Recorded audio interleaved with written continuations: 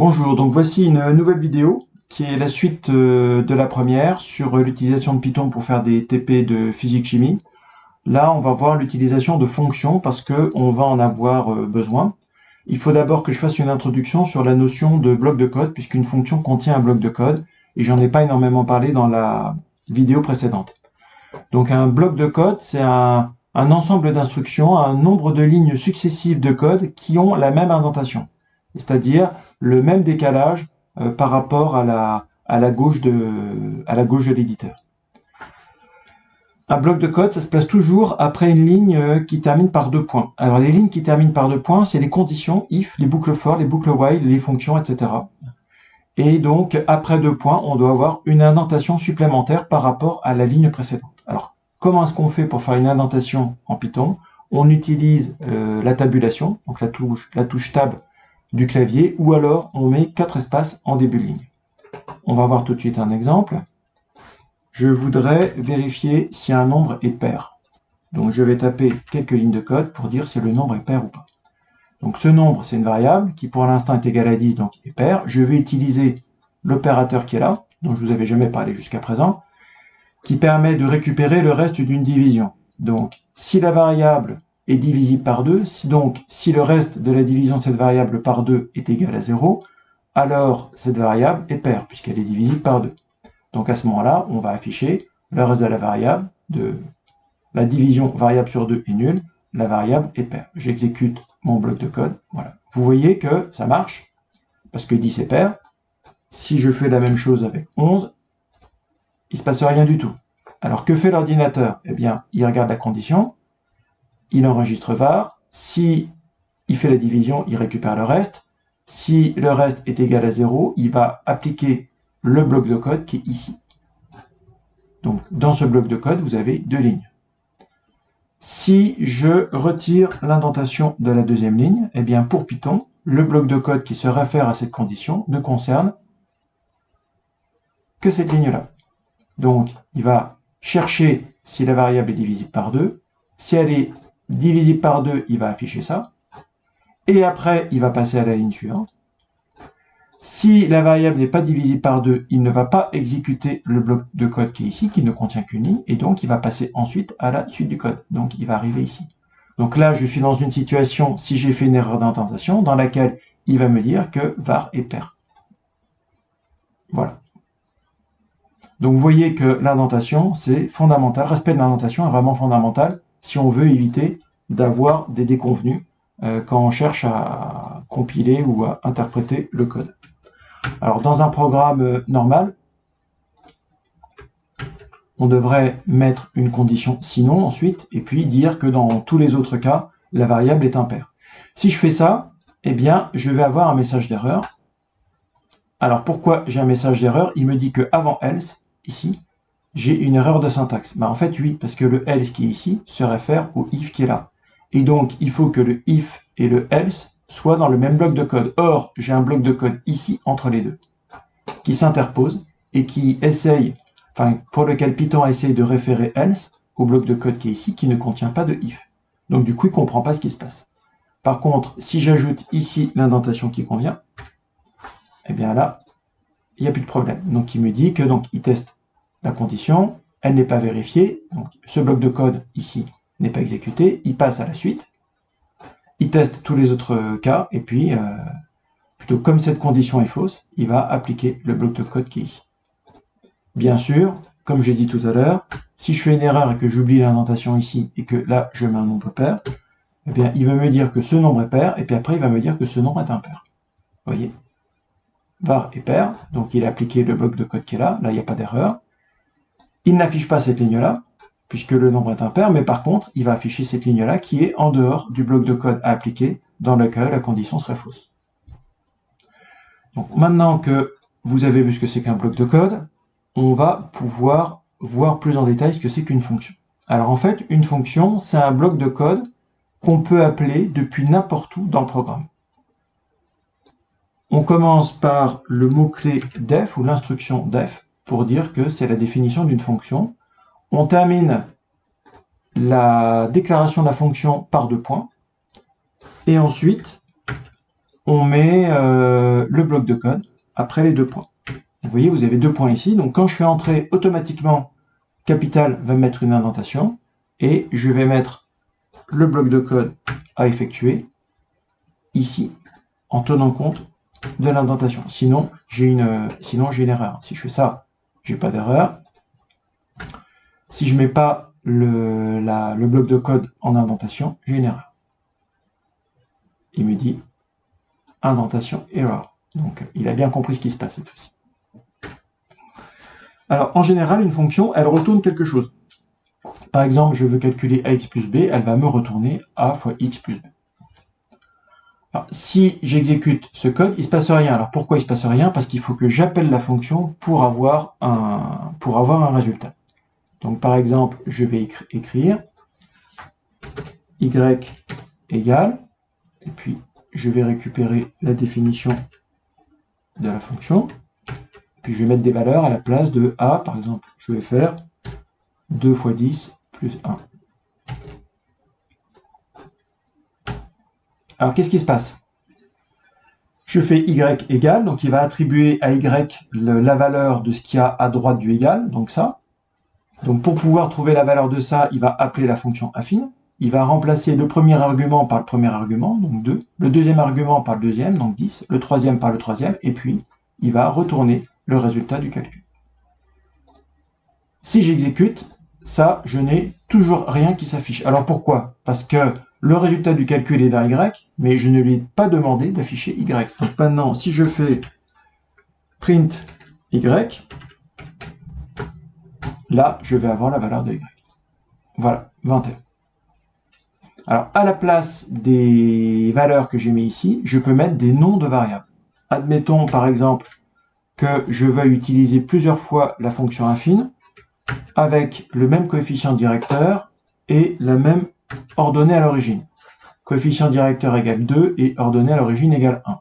Eh bien, ici, je peux remplacer 2 par le nom de la variable correspondante.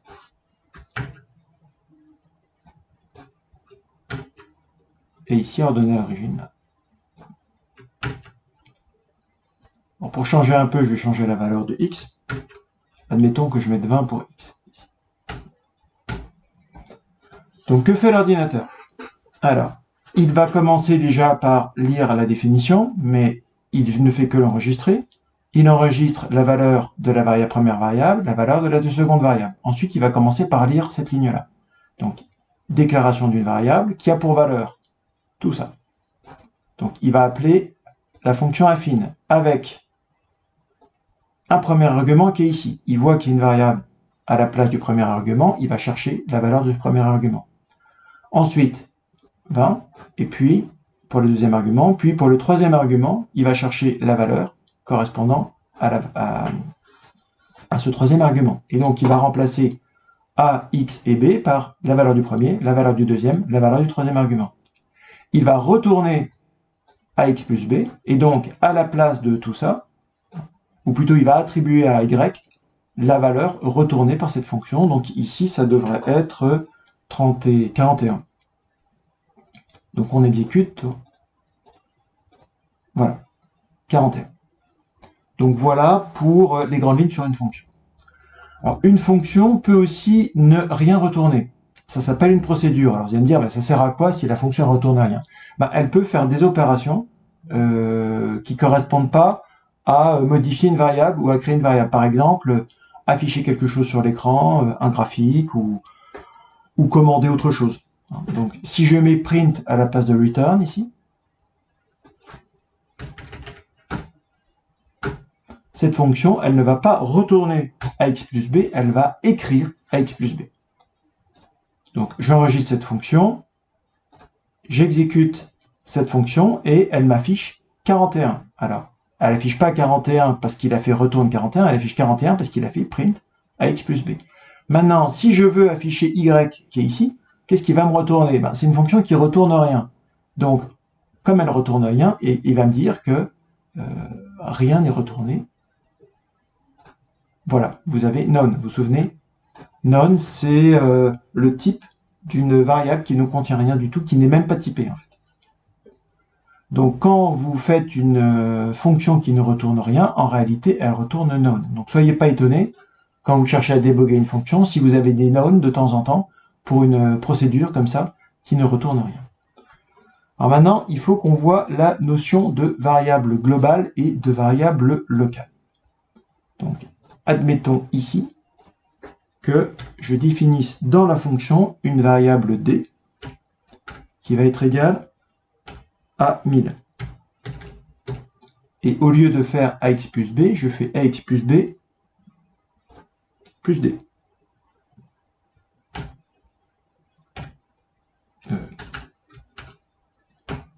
Alors qu'est-ce qui va se passer? La même chose, il va me rajouter 1000 au résultat. Je vais donc avoir 1041. Voilà.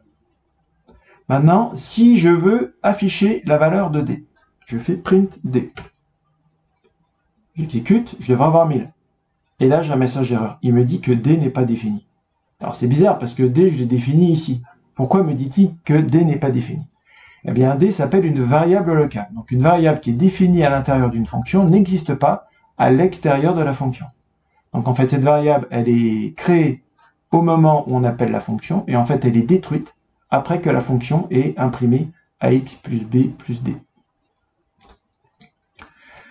Est-ce que ça marche dans l'autre sens? Est-ce qu'une variable qui est déclarée à l'extérieur de la fonction, est-ce que cette variable peut être utilisée par la fonction? En fait, oui. On l'appelle variable globale. Donc quand une variable est déclarée au niveau supérieur, elle existe partout en dessous, mais quand elle est déclarée au niveau inférieur, elle n'existe pas au-dessus.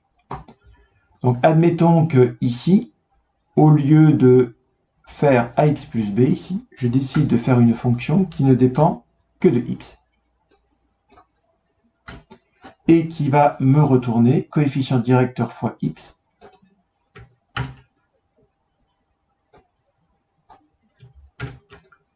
plus ordonnée origine.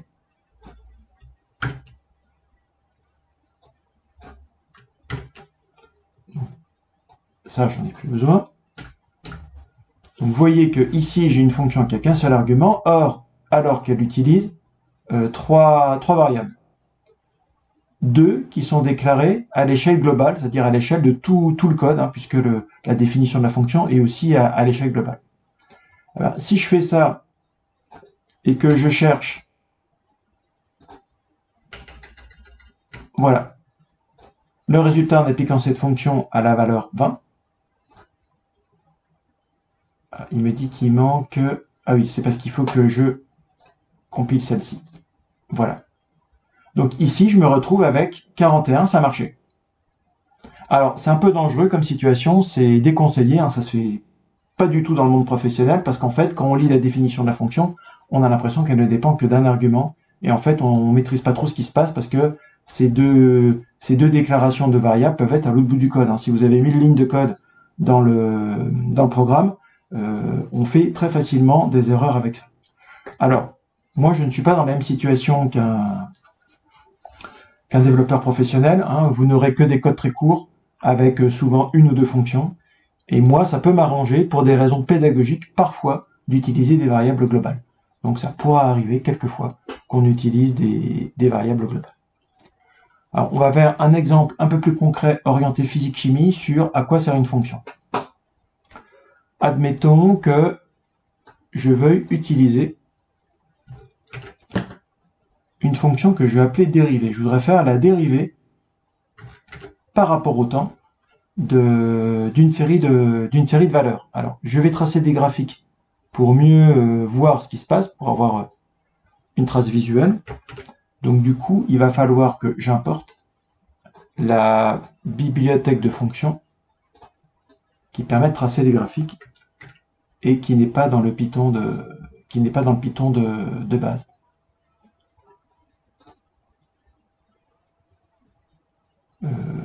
Une minute, il y a une erreur de code. Il y a une erreur de code quelque part. Je recommence. Ah oui, j'ai oublié import. Voilà. Donc c'est assez lourd, donc il met du temps. Quand vous avez un astérix ici, c'est qu'il est en train de réfléchir. Donc là, il est en train d'emporter la bibliothèque de fonctions pour tracer les graphiques. Pendant ce temps-là, on peut regarder on peut regarder cette fonction. Donc en fait, cette fonction dérivée, elle prend en argument deux listes. Donc on n'est pas obligé d'avoir un argument simple. Hein. L'argument peut être lui-même constitué de plein de choses. Donc ici, j'ai une liste de valeurs, une liste de dates et ici un indice.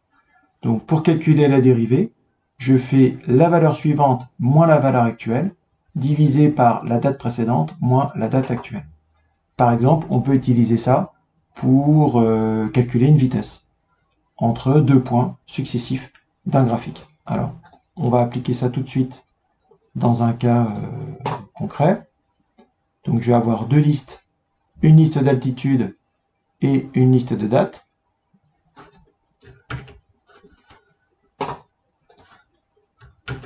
Donc voilà, donc ça, ce sont des variables globales, hein, puisqu'elles sont déclarées en dehors de toute fonction. Ce que je vais faire, c'est que je vais regarder le nombre d'éléments qu'il y a dans chaque liste. Donc, la liste Z contient 219 éléments et la liste T contient 219 éléments aussi. Alors, pourquoi je me pose la question? Parce que quand on veut tracer un graphique, eh bien, si en abscisse et en ordonnée, on n'a pas le même nombre d'éléments, on a un message d'erreur. Ensuite, je vais tracer tout de suite le graphique pour voir un petit peu ce que ça donne.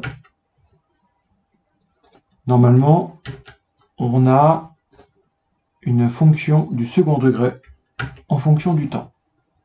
Donc ça correspond par exemple au jet vertical d'une pierre. Et puis on regarde au cours du temps. Voilà, on regarde au cours du temps quelles sont les différentes altitudes de la pierre. Voilà, et donc vous voyez ici, j'ai le graphique des points expérimentaux en fonction du temps. Donc Z en ordonnée, ici X label, alors T en abscisse plutôt, X label T, et Z en ordonnée, Z label T. Et ici j'ai PLT.grid pour avoir, je ne suis pas obligé de le mettre en fait, pour avoir un quadrillage sur le graphique. Alors moi maintenant, j'aimerais tracer la dérivée en fonction du temps des différentes positions de l'altitude. Ça revient à chercher la vitesse. Eh bien, je vais parcourir la liste Z et je vais appeler la fonction dérivée pour chaque couple de valeurs Z et T correspondant. Donc pour ça, je fais une boucle for.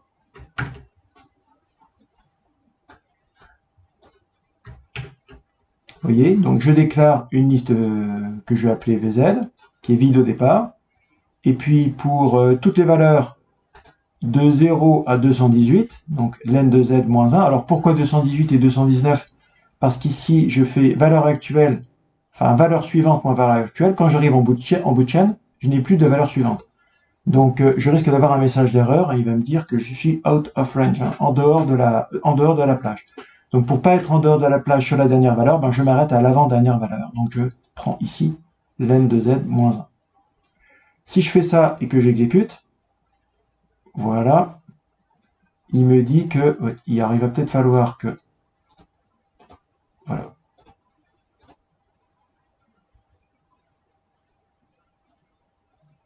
Donc ici, je n'ai pas de message d'erreur, donc ça veut dire qu'il a réussi à calculer VZ. Maintenant, je vais rajouter une ligne ici pour qu'il affiche VZ. Alors je vais le faire d'une autre couleur.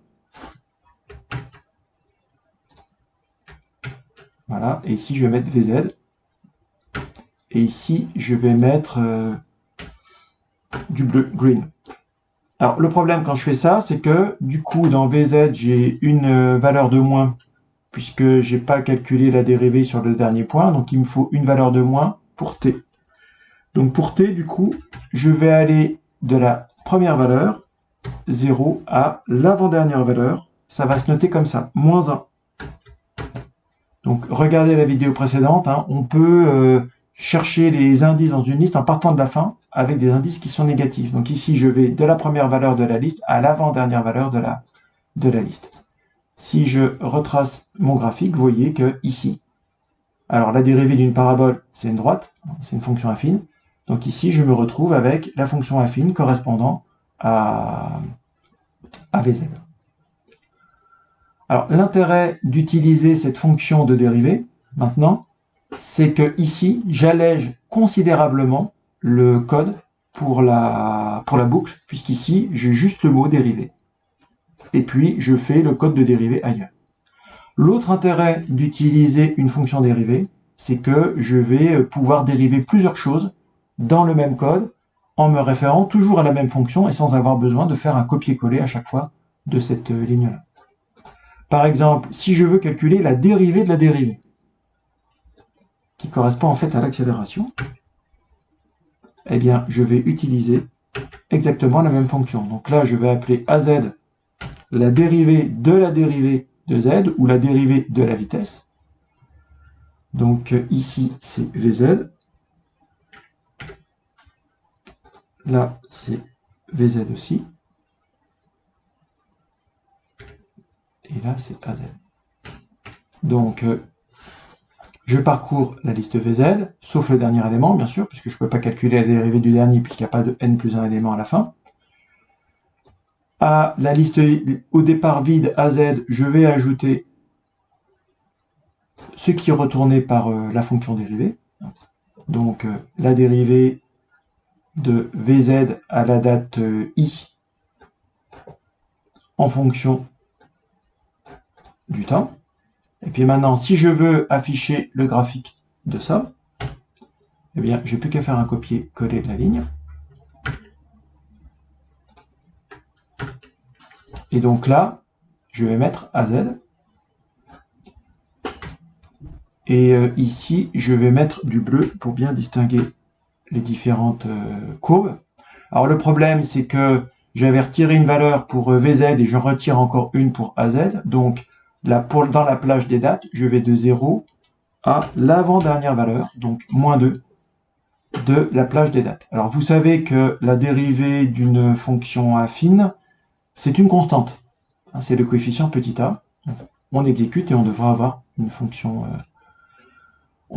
constante dans le graphique. Alors il dit que AZ n'est pas... Oui, il aurait fallu que je lance le bloc de code qui est là.